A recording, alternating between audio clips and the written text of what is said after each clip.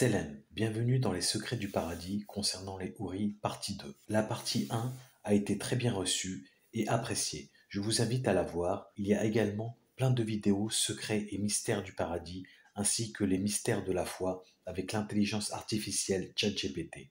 N'hésitez pas à liker et à zioter quelques vidéos, ainsi qu'à vous abonner. Assez palabré. Comme on le disait dans la première vidéo, les houris sont plus nobles que des princesses, plus belles que les plus belles des mannequins, aux voix plus douces que les plus grandes divas, au charme et au pétillement plus attractifs que les plus belles des actrices, plus aimantes que la mère avec son fils, plus douces que la soie et le brocart réunis. Elle sentira plus bon que le parfum le plus cher de la galaxie. Les yeux seront plus charmants, plus envoûtants que ceux que vous aimez le plus au monde. Quand vous verrez sa beauté, vous vous oublierez vous-même. Elle sera l'incarnation de la beauté féminine, à son paroxysme, qui pourrait éteindre le soleil et la lune en même temps. Pour avoir quelque chose qui le dépasse, seule la face de Dieu saura y faire face. Et bien sûr dépassera tout le vocabulaire synonyme de beauté et de fantastique dans toutes les langues de la planète. Si les yeux pourraient se briser d'étonnement, ils le feraient. Nous avons cité certaines hadiths dans la première partie. D'ailleurs, je vous annonce qu'il y aura une partie 3 car il y a trop d'informations et la vidéo risquerait d'être trop longue. Donc n'hésitez pas à vous abonner en cliquant sur la touche notification pour voir les prochaines vidéos. Et un petit like, ça fait plaisir. Donc revenons à nos moutons, ou bref, comme dirait Pépin, voici des hadiths authentiques tirés d'ouvrages musulmans de référence sur le paradis. Le Très-Haut, subhanahu wa ta'ala, a dit « Ils seront accoudés sur des tapis doublés de brocart, et les fruits des deux jardins seront à leur portée, pour être cueillis, lequel donc des bienfaits de votre Seigneur n'irez-vous? Ils y trouveront les houris au regard chaste, qu'avant eux, aucun homme ou génie n'aura défloré. Lequel donc des bienfaits de votre Seigneur n'irez-vous? Sourate 55, versets 54 à 57. Des houris cloîtrés dans les tentes, lequel donc des bienfaits de votre Seigneur n'irez-vous? Qu'avant eux, aucun homme ou génie n'a défloré. Lequel donc des bienfaits de votre Seigneur n'irez-vous? Sourate 55, versets 72 à 75. Là, il y aura des vertueuses et des belles, lequel donc des bienfaits de votre Seigneur n'irez-vous? Sourate 55, versets 70 à 71. Ils seront accoudés sur des coussins verts et des tapis épais et jolis, lequel donc des bienfaits de votre Seigneur n'irez-vous? Béni soit le nom de ton Seigneur, plein de majesté et de munificence. Sourate 55, versets 76 à 78. Il dit d'ailleurs, ils auront là des épouses pures. Sourate 2, verset 25. Cela s'explique par le fait qu'elles n'ont ni menstrues, ni lochis, qu'elles n'urinent pas, ne vont pas à la selle, ne crachent pas et ne se mouchent pas. Elles sont également pures dans leurs mœurs, leur langage, leurs habits et leur nature. Abdullah ibn Mubarak radiyallahu anhu rapporte d'après Abdou Saïd radiyallahu anhu que le prophète sallallahu alayhi wa sallam a dit au sujet du verset Sourate 2 verset 25, ils sont purifiés des menstrues, des lochis, de la souillure et du crachat.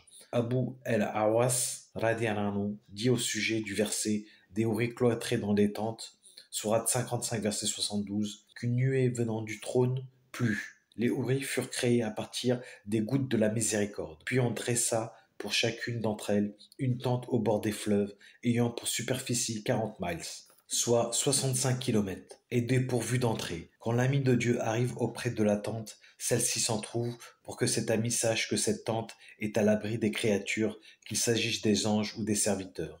Ces houris sont chastes et très éloignés des regards des créatures. Le Très-Haut a dit « Ils auront des houris aux yeux grands et beaux, pareils à des perles en coquille, en récompense pour ce qu'ils faisaient. » Sourate 56, versets 22 et 24. Semblable au blanc bien préservé de l'œuf. Sourate 37, verset 49. On a dit qu'il s'agit des œufs des autruches enfouis dans le sable et dont la blancheur constitue aux yeux des Arabes la meilleure blancheur qui puisse exister. Certains l'expliquent comme étant les perles avant qu'on les sorte de leur coquille. Le Très-Haut subhanahu wa ta'ala a dit « Sur des lits surélevés, c'est nous qui les avons créés à la perfection et nous les avons faites vierges, gracieuses, toutes de même âge pour les gens de la droite. » Sourate 56, versets 34 à 38. Dieu les a recréées de vieilles et de faibles qu'elles étaient devenues dans la vie ici-bas. Il les a faites au paradis jeunes vierges aimantes pour leurs maris et du même âge qu'eux. Et-Tabarani radiyallahu anhu rapporte Salama radiyallahu anha a dit « J'ai dit au messager de Dieu sallallahu alayhi wa sallam,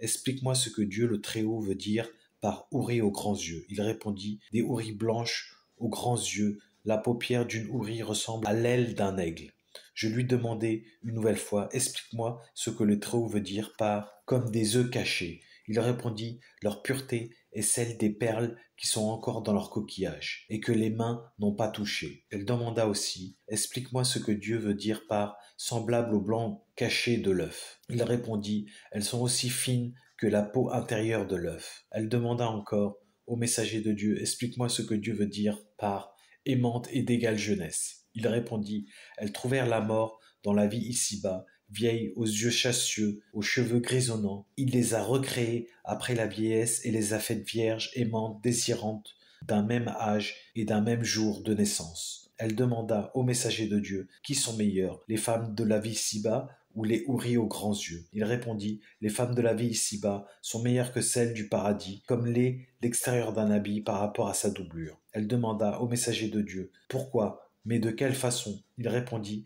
grâce à leurs prières, à leur jeûne, à leur adoration, Dieu a couvert leur visage de lumière et leur corps de soie. Elles ont le teint blanc, les habits verts, les bijoux tressés, leurs encensoirs sont faits de perles et leurs peignes en or. Elles disent, nous sommes éternels et nous ne mourrons pas, nous sommes les heureuses et nous ne connaissons pas la misère, nous sommes celles qui demeurent et nous ne partons pas, nous sommes les satisfaites et nous ne nous mettons pas en colère. Bienheureux celui à qui nous appartiendrons et qui nous appartiendra. Elle dit, ô messager de Dieu, la femme d'entre nous se marie 2 fois, 3 fois, 4 fois, puis elle meurt. Elle entre au paradis et ses maris aussi. Qui sera son mari? Il répondit, ô Salama, on lui demandera de choisir.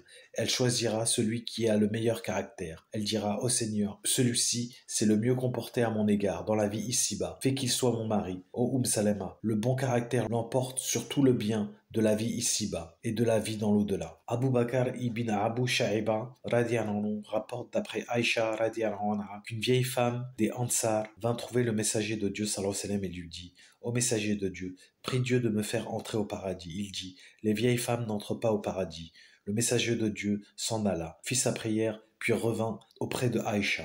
Elle lui dit, j'ai eu de la peine à supporter ce que tu viens de dire. Il répondit, les choses sont ainsi. Quand Dieu les fait entrer au paradis, il les transforme en jeunes filles. Il a été relaté dans le hadith du corps concernant l'entrée des croyants au paradis que le prophète sallallahu alayhi wa sallam a dit, l'un d'entre eux couche avec 72 épouses que Dieu crée avec 2 épouses de la descendance d'Adam, qui sont meilleures que les premières grâce à l'adoration qu'elles consacraient à Dieu dans la vie ici-bas. Il couche avec la première de ces 2 dans une chambre faite d'un seul rubis, sur un lit en or, couronné de perles, couvert de 70 paires de matelas, de brocart et de soie.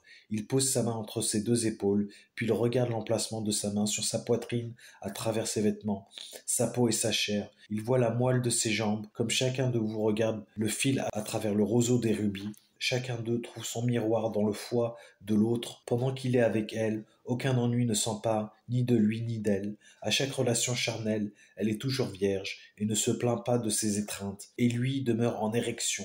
Cependant, il ne connaît pas d'éjaculation. Alors qu'il est dans cet état, on l'appelle en ces termes. Nous savons que tes relations ne souffrent pas d'ennui, mais tu as d'autres épouses. Il sort et rend visite à chacune d'elles successivement. Chacune d'entre elles dit, après son passage, je jure par Dieu que personne au paradis n'est pour moi meilleur et plus digne de mon amour que toi. Le contenu de ce hadith est confirmé par différents autres hadiths que nous avons rapportés plus haut. Dans le hadith rapporté par Muslim, ne sous-estimez jamais une bonne action, même si elle est petite. Donc, ne sous-estimez pas de liker, de commenter, de partager. C'est un moment de partage chaleureux et amical. Aussi, dans le hadith rapporté par Muslim, dans son Sahih, celui qui montre une bonne voie aura la même récompense que celui qui la suit, sans que cela ne diminue en rien de la récompense de celui qui l'a suivi. Donc n'hésitez pas à vous abonner, c'est toujours motivant et on se sent moins seul. Merci d'avoir écouté jusqu'au bout. À la prochaine Inch'Allah pour la partie 3. Salam.